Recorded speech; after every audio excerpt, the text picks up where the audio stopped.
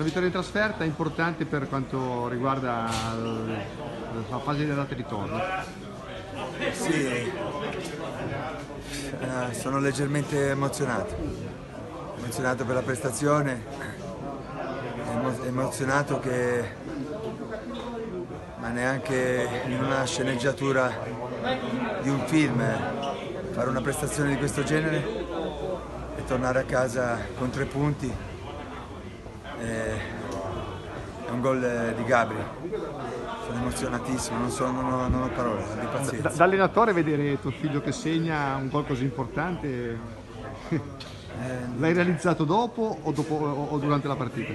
Non l'ho ancora realizzato e mi batte il cuore, ringrazio i ragazzi, sono felicissimo, non ho parole veramente.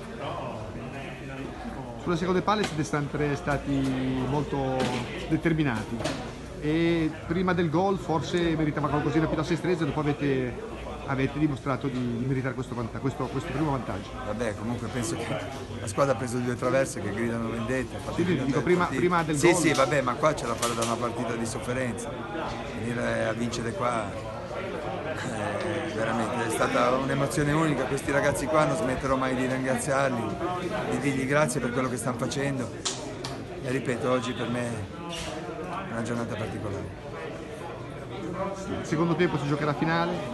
Sì, adesso i ragazzi si godono questa vittoria e poi da martedì pensiamo agli altri 90 minuti.